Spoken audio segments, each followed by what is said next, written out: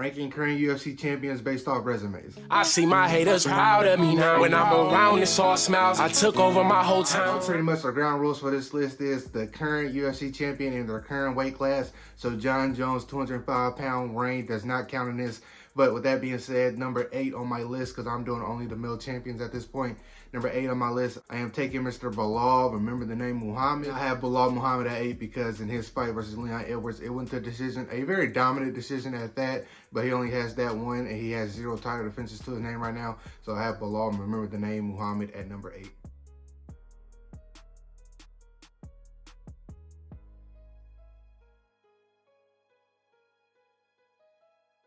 At number 7 on my list, we have the all-time GOAT, Mr. John Bones Jones. I have him at number 7 because he won the vacant belt over Ciryl Gane, and he also finished one of the best heavyweight fighters the UFC has ever seen in Stipe Miocic. He's at 7 because the belt was vacant, so it's not really undisputed, which they can call it undisputed. But everybody knows that Francis Ngannou left the UFC with their belt, so it's kind of disputed in my opinion. The win over Stipe Miocic is a very, very older Stipe Miocic, not a Stipe Miocic in his prime. So I have him at number 7 based on resumes in this list.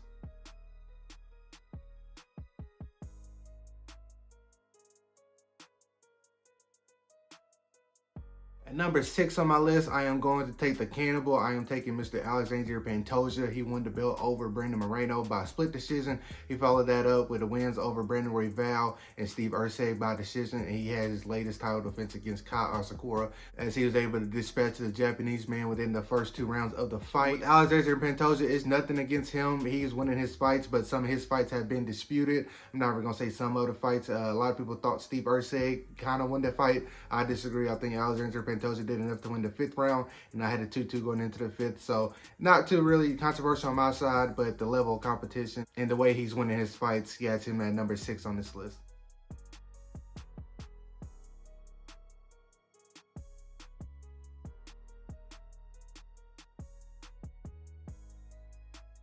At number 5 on my list, we are taking the UFC 312 main event fighter. We are taking Mr. Dricus du Plessis at number 5 with the title win over Sean Strickland and a finish win over Israel Adesanya. The finish win over Izzy got him in this 5th place because I felt at that time Israel Adesanya had a really good chance of becoming the middleweight champion 3 times. He was able to stop Israel Adesanya in the championship rounds, and I felt like that kind of boosted his resume a lot because Israel Adesanya has a lot of star power behind his name. And Dricus was able to finish that man before the 5th round started.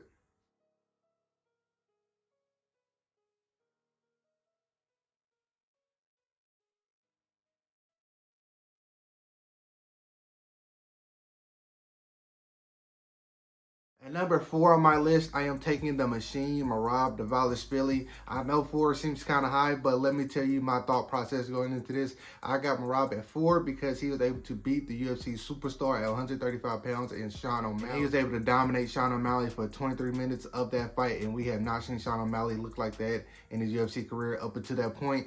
And then he was able to defend his belt against somebody that everybody said was the next coming of Khabib Nurmagomedov, and he was able to do it. Not easy, but he was able to do it convincingly, in my opinion. A lot of people are using Umar's injury as an excuse. I don't want to hear that.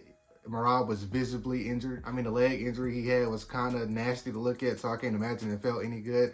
And he also said his back was hurting during the entire time. So that's fair play all around. The fight signed, the fight happened, and Merab was able to win the fight pretty clean, in my opinion.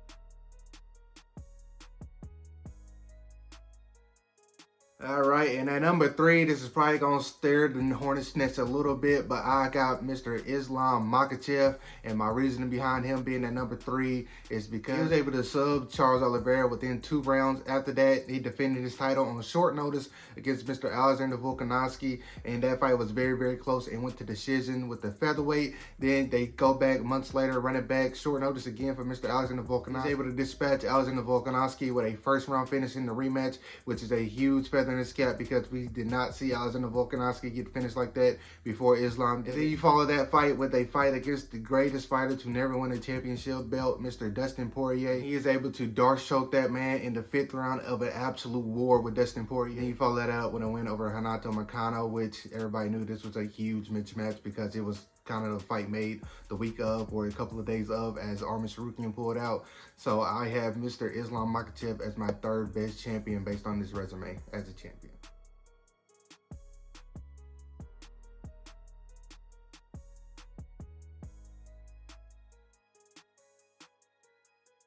At number 2 on my list, I am taking Alex Poatan Pereira, as he won the championship belt off of Yuri Prochazka and finishing him within the first 2 rounds of the fight. He followed that win up with a win over Mr. Jamal Hill at the biggest show in UFC's history at this point, at UFC 300, a fantastic finish. And then he followed that up with a rematch of Yuri Prochazka and finished him within 2 rounds again. And then he followed that up with a win over Khalil Roundtree, which was a 4-round war for how long as it lasted. Khalil Roundtree stuck to his word and made it a stand-up fight that a lot of people, and me included, love to see somebody just purely test Alex Pereira standing up, and Khalil Roundtree gave us that. So with that being said, I have Mr. Alex Pereira at number 2, and I have him at number 2 because he finished all 4 of his title fights. He finished Yuri Prochazka twice and Jamal Hill once, which both of them being former champions, I feel like adds an extra boost to somebody's resume. So Alex Poatan Pereira is number 2.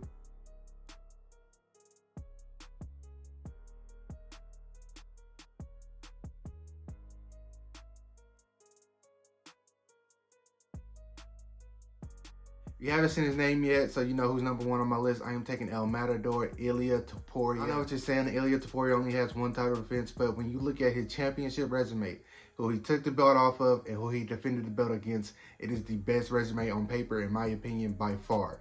Because you look at it, Alexander Volkanovski didn't lose at 145. He ran into Ilia Topuria's right hand and put him out cold. He won the belt that night.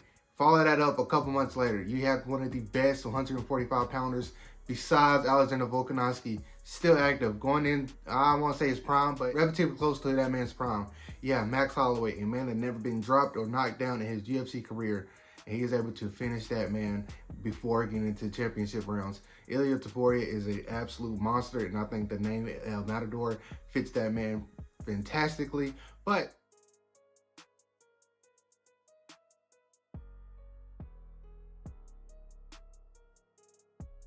what do you guys think about my list? Who would you move up? Who would you move down? Let me know down below in the comments. Like always, if you enjoyed the video, please make sure you like, comment, and subscribe. Be good people.